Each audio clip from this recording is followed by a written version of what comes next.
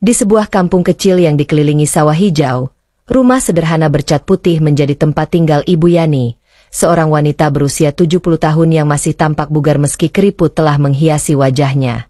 Rambutnya yang memutih disisir rapi, selalu terikat konde kecil di belakang kepala, mencerminkan kepribadiannya yang teratur dan penuh martabat.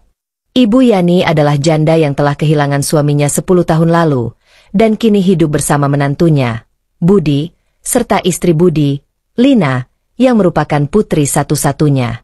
Rumah itu penuh kenangan, dengan foto-foto keluarga terpajang di dinding ruang tamu, menceritakan masa lalu yang penuh kehangatan.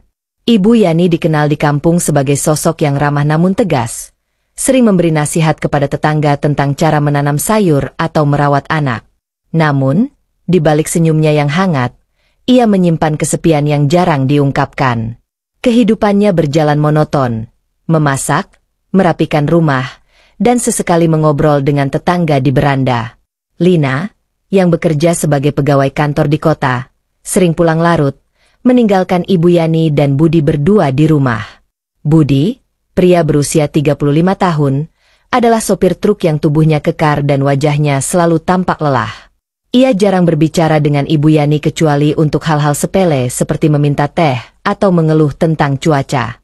Hubungan mereka biasa saja, seperti mertua dan menantu pada umumnya, tanpa keakraban berlebih. Namun, di balik sikapnya yang pendiam, Budi memiliki sisi gelap yang belum terungkap, sebuah rasa ingin tahu yang kadang mendorongnya ke batas yang tidak seharusnya. Malam itu, bulan purnama menggantung di langit, menyelinap melalui celah-celah jendela kayu rumah Ibu Yani. Udara terasa sejuk, hanya terdengar suara jangkrik dan sesekali gonggongan anjing dari kejauhan. Rumah itu tenggelam dalam keheningan, kecuali suara langkah kaki pelan dari kamar Budi. Ia terbangun dengan perut yang tidak nyaman, merasakan dorongan untuk segera ke kamar mandi. Dengan mata setengah terpejam, ia berjalan menyusuri lorong gelap, hanya diterangi lampu temaram dari dapur. Hahaha, kenapa malam-malam begini sih? Gumamnya sendiri, menggosok perutnya yang mulas. Lorong itu sempit, dengan pintu kamar Ibu Yani tepat di samping kamar mandi. Saat melangkah, kakinya terhenti. Telinganya menangkap suara aneh, seperti desahan pelan yang terputus-putus, datang dari arah kamar Ibu Yani. Awalnya, ia mengira itu hanya suara angin atau mungkin Ibu Yani sedang bermimpi keras. Namun, suara itu terus berulang, ritmis, disertai dengungan samar yang tidak wajar. Apa itu? Bisik Budi dalam hati. Jantungannya mulai berdegup kencang. Rasa mulasnya seolah lenyap, digantikan oleh rasa ingin tahu yang membuncah. Ia melangkah pelan menuju pintu kamar Ibu Yani, yang sedikit terbuka, meninggalkan celah kecil yang cukup untuk melihat ke dalam. Budi berdiri di depan pintu, ragu-ragu. Mungkin aku salah dengar, pikirnya, mencoba meyakinkan diri. Namun, suara itu kini semakin jelas, bukan sekadar desahan, melainkan erangan pelan yang penuh makna. Ia menelan ludah, tangannya gemetar saat mendekatkan wajah ke celah pintu. Cahaya remang dari lampu tidur di dalam kamar Ibu Yani menyapu ruangan, memperlihatkan sosok Ibu Yani yang terbaring di ranjang sederhananya. Budi membelalakan mata, napasnya tersengal. Di tangan Ibu Yani ada sebuah timun, yang digunakannya dengan gerakan yang tidak wajar, seolah sedang melakukan sesuatu yang sangat pribadi. Wajah Ibu Yani tampak berkonsentrasi, matanya terpejam, tidak menyadari kehadiran Budi yang mengintip dari balik pintu. Ya Tuhan, ini apa? Budi bergumam, suaranya nyaris tak terdengar. Ia merasa campur aduk antara kaget, jijik, dan sesuatu yang sulit dijelaskan, sebuah dorongan aneh yang membuatnya tidak bisa berpaling. Ia berdiri di sana lebih lama dari yang seharusnya, menonton dengan mata yang tidak berkedip, hingga akhirnya suara erangan itu mereda dan Ibu Yani tampak melemas di ranjangnya. Budi mundur pelan, kakinya terasa lemas. Ia lupa tujuan awalnya ke kamar mandi, pikirannya dipenuhi gambar yang baru saja dilihatnya. Ibu, melakukan itu? Dengan timun? Katanya dalam hati, masih tidak percaya. Ia kembali ke kamarnya, berbaring di samping Lina yang sedang tertidur pulas. Malam itu, ia tidak bisa tidur. Pikirannya berputar-putar antara rasa bersalah karena mengintip dan rasa penasaran yang semakin membesar. Apa yang harus kulakukan dengan ini? Tanyanya pada diri sendiri, menatap langit-langit kamar yang gelap. Di sisi lain rumah, Ibu Yani juga terjaga, tidak menyadari bahwa rahasianya telah terbongkar. Ia menarik selimut hingga menutupi dagunya, merasa puas sekaligus kosong, seperti biasa setelah melakukan ritual malamnya.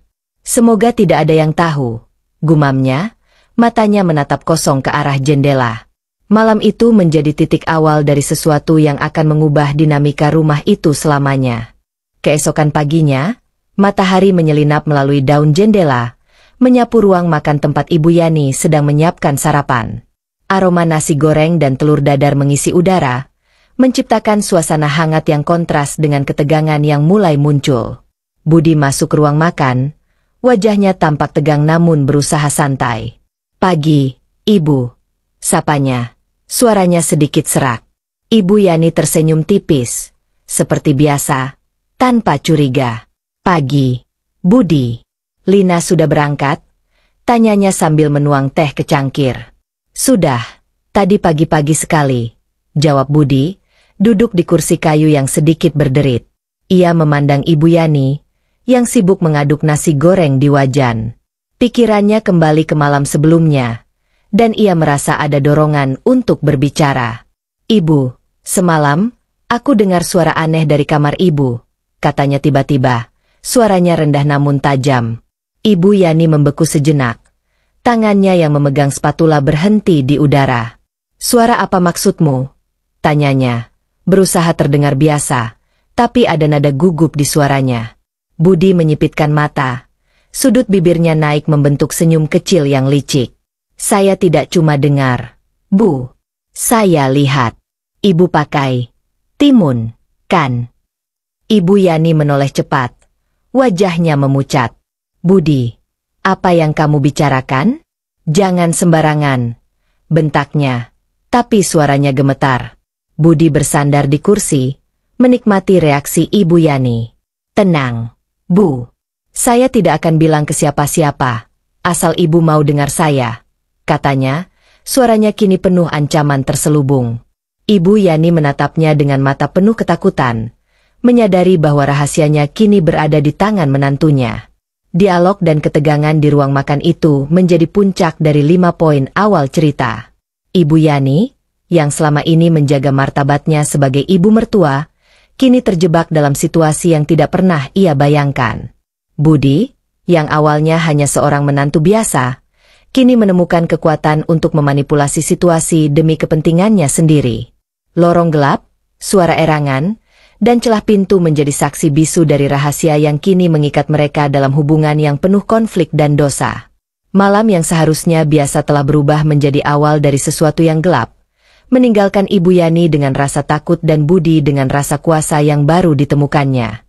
Cahaya pagi yang lembut menyelinap melalui jendela dapur, namun suasana di rumah Ibu Yani terasa berat, seolah udara dipenuhi ketegangan yang tak terucapkan.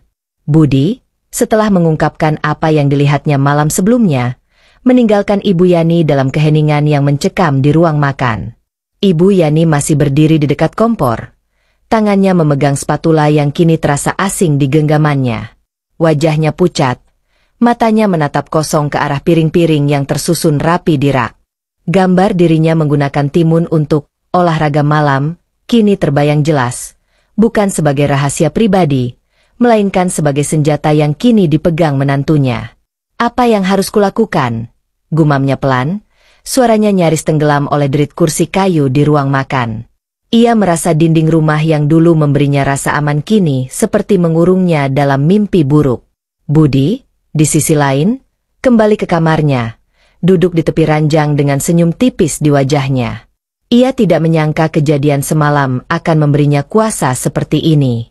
"Ibu pasti akan nurut," katanya pada diri sendiri, jari-jarinya mengetuk-ngetuk lututnya dengan ritme penuh percaya diri. Pikirannya sudah melangkah jauh. Membayangkan apa yang bisa ia dapatkan dari situasi ini, sebuah dorongan gelap yang tumbuh di hatinya. Di luar, burung-burung mulai berkicau, menandakan pagi yang semakin cerah. Namun di dalam rumah, Ibu Yani merasa seperti terperangkap dalam kegelapan. Ia berjalan pelan menuju ruang tamu, duduk di sofa tua yang sudah usang, tangannya memegang secangkir teh yang sudah dingin. Pikirannya berputar-putar, mencoba mencari jalan keluar. Kalau Lina tahu, atau tetangga, Tuhan, apa yang akan mereka pikirkan tentangku? Bisiknya, matanya berkaca-kaca. Ia membayangkan wajah-wajah tetangga yang dulu memujinya sebagai ibu yang terhormat, kini berubah menjadi tatapan penuh hina. Ibu Yani bukan wanita yang mudah menyerah, tapi ancaman Budi terasa seperti belenggu yang tidak bisa ia lepaskan. Ia mencoba mengingat apakah ada tanda-tanda sebelumnya bahwa Budi bisa sekeji ini, namun ingatannya kosong. Budi yang ia kenal hanyalah menantu pendiam yang jarang berbincang, selalu pulang dengan wajah lelah dan baju penuh debu. Apa yang merasuki anak itu? Tanyanya pada diri sendiri, mengusap wajahnya yang mulai terasa kaku karena tekanan. Di sudut ruang tamu, jam dinding berdetak pelan, seolah menghitung mundur waktu menuju konfrontasi berikutnya.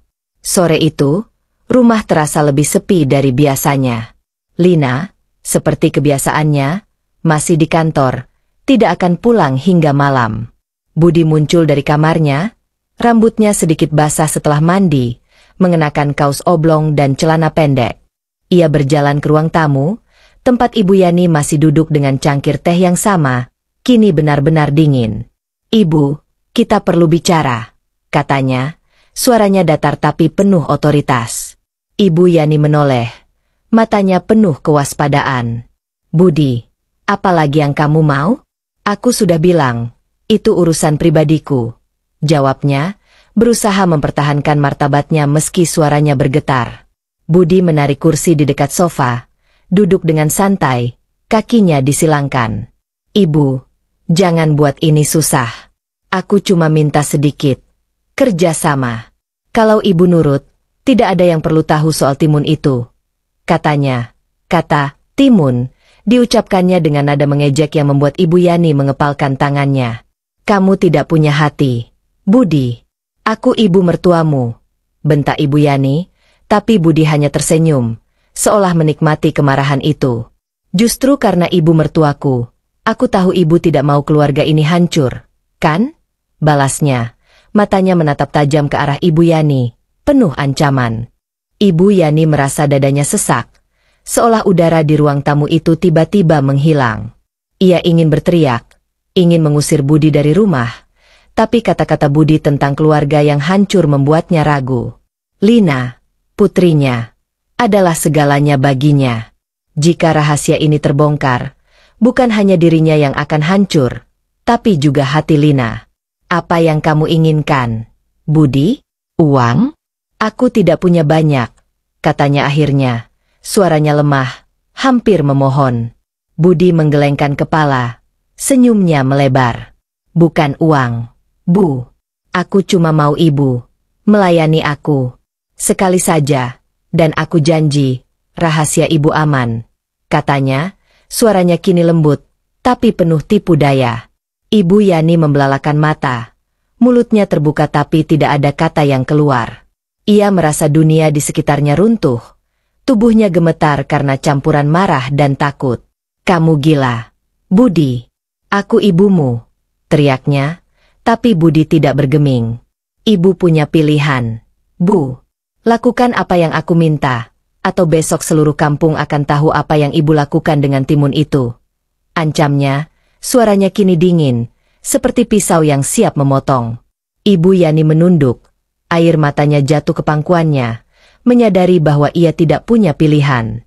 Malam mulai turun, langit di luar berubah menjadi kelabu, seolah mencerminkan hati Ibu Yani yang hancur. Budi berdiri dari kursinya, berjalan menuju pintu dapur, lalu menoleh.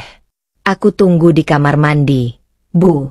Lina tidak akan pulang sampai jam 10. Kita punya waktu," katanya, suaranya penuh keyakinan, seolah ia sudah yakin Ibu Yani akan menurut. Ibu Yani tidak menjawab, hanya menatap lantai, tangannya mencengkeram kain sarungnya hingga jari-jarinya memutih. Ia mendengar langkah Budi yang menjauh, diikuti suara pintu kamar mandi yang dibuka. Dalam hati, ia berdoa, meminta kekuatan untuk menghadapi apa yang akan datang, tapi tubuhnya terasa lemas, seperti boneka yang tali-talinya telah diputus. "Tuhan, ampuni aku," bisiknya, suaranya patah. Sebelum akhirnya ia bangkit dengan langkah berat. Ia berjalan menuju kamar mandi. Setiap langkah terasa seperti menuju jurang yang dalam. Di dalam hatinya, ia tahu bahwa apa yang akan terjadi bukan hanya akan menghancurkan martabatnya, tapi juga ikatan keluarga yang selama ini ia jaga dengan susah payah. Kamar mandi, tempat yang seharusnya biasa, kini menjadi panggung dari rahasia yang akan mengikat mereka dalam dosa yang tak terucapkan. Langit malam di kampung kecil itu telah berubah kelam, awan tebal menutupi bulan, seolah meramalkan beban berat yang kini menyelimuti rumah Ibu Yani. Di dalam, suasana hening, hanya terdengar suara air yang menetes dari keran kamar mandi yang sedikit rusak. Ibu Yani, dengan hati yang hancur, akhirnya menyerah pada ancaman Budi. Ia berdiri di depan pintu kamar mandi, tangannya gemetar saat memegang gagang pintu. "Aku tidak punya pilihan," bisiknya pada diri sendiri. Suaranya patah, mencoba meyakinkan hati yang menolak. Ia membuka pintu perlahan. Cahaya lampu neon yang dingin menyapu wajahnya yang pucat. Budi sudah ada di dalam, bersandar pada dinding ubin dengan ekspresi penuh kemenangan. "Aku tahu ibu akan datang," katanya, suaranya rendah namun penuh kepuasan. Ibu Yani menunduk, tidak sanggup menatap mata menantunya. "Cepat selesaikan ini, Budi. Aku ingin ini berakhir," jawabnya, suaranya hampir tak terdengar, penuh rasa malu dan keputusasaan. Budi melangkah mendekat, tangannya menyentuh bahu Ibu Yani, membuat wanita tua itu menegang. "Tenang, Bu. Tidak ada yang akan tahu, asal ibu patuh," bisiknya, nadanya licik, seperti ular yang merayap di kegelapan. Kamar mandi yang sempit itu menjadi saksi bisu dari tindakan yang tidak pernah Ibu Yani bayangkan akan terjadi. Ubin dingin di bawah kakinya terasa seperti menghisap kehangatan dari tubuhnya. Setiap detik berlalu seperti siksaan yang tak berkesudahan. Budi, dengan penuh kendali, memaksa Ibu Yani untuk memenuhi keinginannya. Gerakannya penuh kuasa, seolah menikmati setiap detik dari kehinaan yang ia ciptakan. Ibu Yani menutup mata. Air matanya mengalir pelan, mencoba memisahkan pikirannya dari kenyataan. "Lina, maafkan ibumu," gumamnya dalam hati. Nama putrinya menjadi satu-satunya pegangan di tengah badai batinnya. Di luar, angin malam bertiup pelan, membawa suara dedaunan yang bergesekan, kontras dengan keheningan mencekam di dalam kamar mandi. Ketika semuanya selesai, Ibu Yani merosot ke lantai, tubuhnya lemas, hatinya kosong. Budi, tanpa sepatah kata, merapikan pakaiannya dan berjalan keluar, meninggalkan Ibu Yani sendirian dengan rasa bersalah yang kini menyelimuti jiwanya seperti kain kafan. Malam itu, Ibu Yani tidak bisa tidur. Ia duduk di tepi ranjangnya, menatap foto keluarga yang tergantung di dinding kamarnya. Wajah Lina yang tersenyum di foto itu terasa seperti menikam hatinya. "Apa yang sudah kulakukan?" tanyanya pada diri sendiri. Suaranya serak karena tangis yang tertahan. Ia merasa dirinya telah mengkhianati putrinya, keluarganya, dan dirinya sendiri. Rasa bersalah itu bercampur dengan kebencian terhadap Budi, tapi juga terhadap dirinya yang tidak cukup kuat untuk melawan. Di kamar lain, Budi berbaring di ranjangnya, tangannya di belakang kepala, matanya menatap langit-langit dengan senyum kecil. "Ini baru permulaan," gumamnya. Pikirannya dipenuhi rencana untuk mempertahankan kuasa yang baru ia temukan. Ia merasa seperti raja di rumah itu, dengan rahasia Ibu Yani sebagai mahkotanya. Lina, yang masih belum pulang dari kantor, tidak menyadari bahwa rumah yang dulu penuh kehangatan kini telah menjadi sarang rahasia yang kelam. Keesokan paginya, Ibu Yani berusaha bertindak seperti biasa, memasak sarapan dengan tangan yang masih gemetar. Ia menghindari kontak mata dengan Budi, yang duduk di meja makan dengan santai, mengunyah nasi goreng seolah tidak ada yang terjadi. "Ibu, tehnya mana?" tanya Budi, suaranya biasa, tapi ada nada mengejek di dalamnya. Ibu Yani menarik napas dalam-dalam, berjalan ke dapur tanpa menjawab, menuang teh ke cangkir dengan gerakan mekanis. "Jangan lupa apa yang kita sepakati, Bu," tambah Budi, suaranya pelan tapi penuh ancaman, saat Ibu Yani kembali dengan cangkir. Ia hanya mengangguk kecil, Tidak sanggup berkata-kata, hatinya terasa seperti batu yang tenggelam di lautan. Hubungan rahasia itu kini mulai mengakar, seperti racun yang merayap pelan di antara dinding-dinding rumah. Ibu Yani tahu bahwa setiap langkahnya kini diawasi, setiap kesalahan bisa membuat rahasianya terbongkar. Namun, di balik rasa takutnya, ada bara kecil kemarahan yang mulai menyala, sebuah tekad untuk menemukan jalan keluar, meski ia belum tahu caranya. Hari-hari berikutnya, rumah itu tetap berdiri seperti biasa di mata tetangga, tapi di dalamnya, ketegangan mengintai di setiap sudut. Ibu Yani dan Budi menjalani rutinitas mereka dengan hati-hati, menjaga rahasia dari Lina dan dunia luar. Namun, setiap kali rumah sepi, Budi tidak ragu untuk mengingatkan Ibu Yani tentang kesepakatan mereka mempererat cengkeramannya. "Ibu, besok Lina lembur lagi. Kita bisa ngobrol lagi," katanya suatu sore. Matanya penuh makna saat Lina tidak ada di rumah. Ibu Yani hanya menunduk. Tangannya mencengkeram kain sarungnya, tidak menjawab. Di dalam hatinya, ia berdoa agar rahasia ini tidak menghancurkan keluarganya. Tapi ia juga tahu bahwa setiap tindakan Budi mendorong mereka lebih jauh ke tepi jurang. Cerita ini berakhir dengan nada kelam, meninggalkan pertanyaan apakah Ibu Yani akan menemukan cara untuk membebaskan diri, atau apakah rahasia ini akan terbongkar, menghancurkan semua yang ia sayangi.